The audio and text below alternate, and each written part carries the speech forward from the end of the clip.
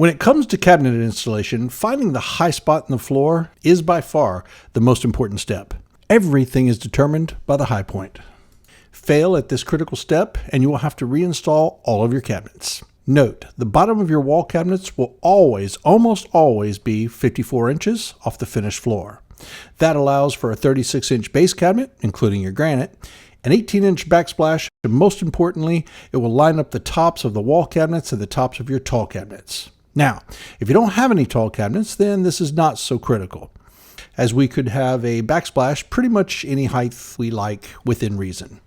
But if you do have tall cabinets, the tops of those cabinets have to match the tops of your wall cabinets all the way around the kitchen, perfectly.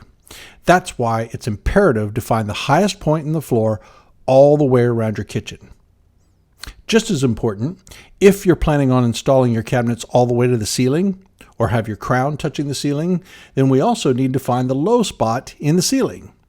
This is only important if you're planning on having your cabinets touch the ceiling or your crown molding. If you've got any kind of a gap between the ceiling and your crown and the ceiling and your cabinets, then you can omit that step altogether. But we'll show you how, just in case. Now, this all sounds scary, but actually it's pretty easy. Here's how we do it at Easy Level. For this, we're going to use a story stick. It's the fastest way of doing it, and it keeps you from making costly mistakes. Looking at the diagram, you'll notice that I measured up on a 1x4 54 inches. That's because that's the height of our ledger board. I marked a mark across the 1x4, and you'll also notice that I marked OK just past that mark. Now that our story stick is ready, let's go to work. Step 1 is to measure up 54 inches. Then step 2, set your laser line at that 54 inches. And now we're going to bring our story stick that we marked our line 54 inches up on it. And we're just going to set it on the floor. Our laser beam looks like it's a little low.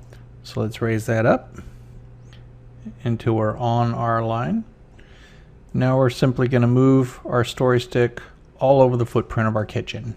Now, when it comes to a high spot, which is what we're looking for, as you can see, that forces the laser down in this area right here. Therefore, we simply go to our laser and raise it up until we're on our line.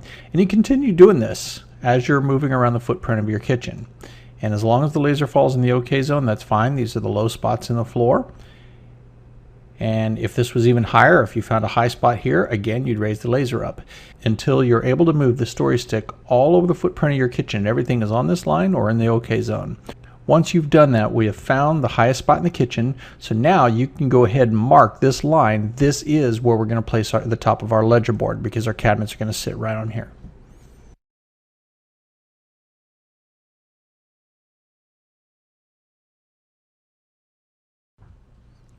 Let me show you why this is so important. Here we have an example. It's an exaggerated example. I've got a perfectly flat floor here and a big old hump over here. That's not going to happen. Normally, your floor is going to vary half an inch, quarter of an inch, maybe an inch, all over the place. But for this example, we're just going to use this. As you can see, this highest spot, which is what we're looking for, dictates where this cabinet's going to be set, because you can't push it down into the floor. So if this cabinet is here, that means these two cabinets must come up to meet it, so we're flush across here. That also means that this tall pantry cabinet must also come up so that the bottom of our cabinets are straight across, all the way across like this. Well, that means, since the tops of your cabinets must be the same height, if we push this up, we're going to have to push these up. That's why we are measuring for our ledger board, which is what we're going to set these cabinets on, from the highest point in the floor always. Once we've determined this, we can move on with the install, because everything is based on the highest point. One more thing to keep in mind, as we've set up our laser at 54 inches on our wall, and we're moving our story stick along the footprint of our kitchen, what we must remember is that here's this same wall structure here. You got the wall cabinets here and the base cabinets down here, and here's the actual wall. Okay. What you must remember is the highs and lows won't just be here. You might be an inch higher here than you are right back here by the wall. So when we set our story stick around, I'll set my story stick here and here, here and here, about every couple of feet, all the way across the footprint of my kitchen. Now, having said that, Suppose this is one wall of cabinets. We must find the high spot here. But if you had a duplicate wall somewhere else in the kitchen that was not touching this, you'd treat that separate, and you just find the high spot for that run. This run is independent of that run. Now, if this run was an L-shaped kitchen and all these were connected, of course we need to find the high spot for all of them as well. So now let's look at the ceiling. How do we find the low spot in the ceiling?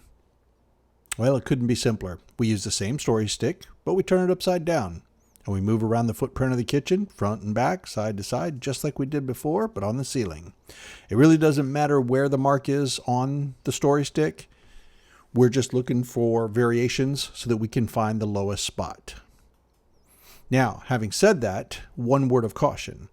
If you're installing cabinets floor to ceiling, you have to make sure that you have adequate height from the highest point in the floor to the lowest point in the ceiling. I've only had this happen one time, I think, in a condo we were working in Sarasota, where the ceiling was very low and the floors were really unlevel.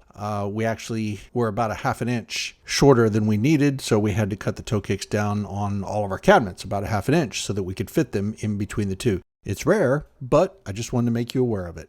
Okay, I hope this has been helpful. You can catch our entire How to Install Kitchen Cabinets video series. They're absolutely free. It's on our website. We're going to post the link right here in the text below. Thank you very much. God bless you, and happy installing.